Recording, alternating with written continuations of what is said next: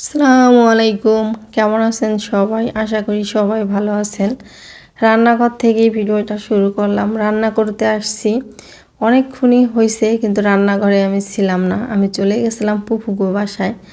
ফুফুর সাথে অনেকক্ষণ কথাবার্তা বলে এসে এখন রান্না করতেছি। আমার মেয়ে এসে বলতেছে, তুমি কখন রান্না করতে আসছো, এখনো রান্না করা হয় নাই। ও তো আর দেখে নাই আমি কই গেছিলাম, তো কোনো হয়তো রান্না করা হয়ে গেত।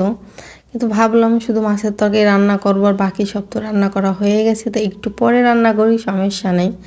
তা আমি ওকে বললাম যে তুই গোসল করে আয়, তোর গোসল করে আসতে আসতে আমার রান্না করা হয়ে যাবে। এখন কয়টা বাজে, এখনও তো দুপুরে খাওয়ার টাইম হয় নাই। পরে ও গোসল করতে গেল আর আমি রান্না করতেছি। আজকে রান্না করতেছি হচ্ছে সিলভার কাপ মাছ আনছে, সেই মাছ রান্না করতেছি।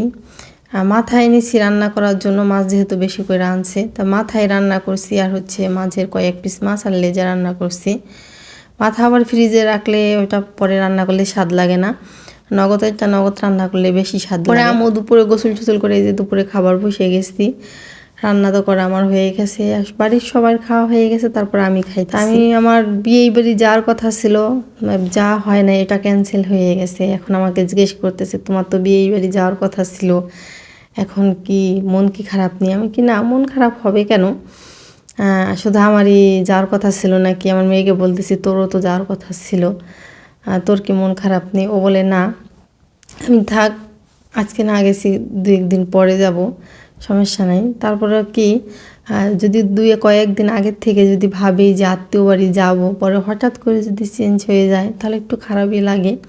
খাওয়াটা তো বড় বিষয় না, যে খাবারগুলো যে খাবো ওটা বাড়িতেও আমরা রান্না করে খেতে পারি, কিন্তু মানুষ সবাই মিলে এক জায়গা হবো ওটাই বড় আনন্দ। পরে বাজার থেকে কলই শাক আনছে, ওইগুলো আর হয় নাই, বাছা হয় নাই। আমাদের এদিকে কলই শাকগুলো একটু বড় বড় করে বিক্রি করে, অন্য অন্য জায়গায় কিন্তু ছোট ছোট কইরা কলই শাকগুলো কাইটে বিক্রি করে, ওটার বাড়ি এনে বাছার দরকার হয় না, ওটা কাটলেই হয়ে যায়। কিন্তু আমাদের এদিকে অনেক বড় করে বিক্রি করে, ওই জায়গার থেকে সুন্দর করে বাছা লাগে, না বাছলে শাকগুলা কিন্তু সুন্দরভাবে খাওয়া যায় না।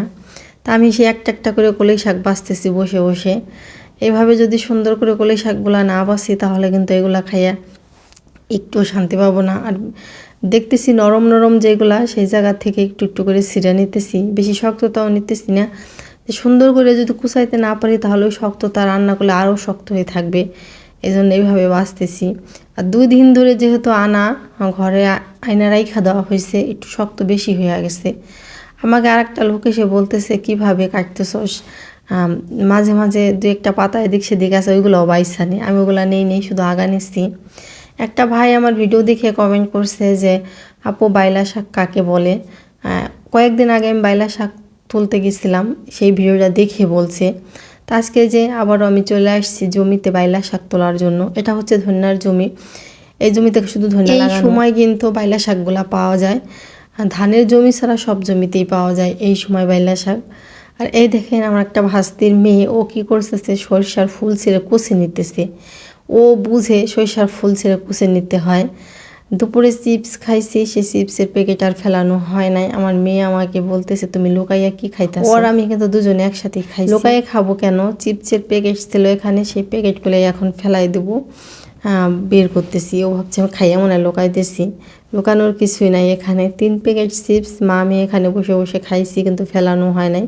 এখন মেয়েকে বললাম ফেলাই দে। ভাস্তির মেয়ে হয়েছে, সেই উপলক্ষে মিষ্টি দিয়ে গেছে, আমার খাওয়া হয় নাই, সবাই খাইছে, আমি খাইতেছি। ভিডিওটা আমার এই পর্যন্তই। কেমন হলো আমার ভিডিও অবশ্যই কমেন্টে জানাবেন। ভালো লাগলে লাইক, কমেন্ট, শেয়ার, সাবস্ক্রাইব করতে ভুলবেন না। সবাই ভালো থাকবেন, সুস্থ থাকবেন।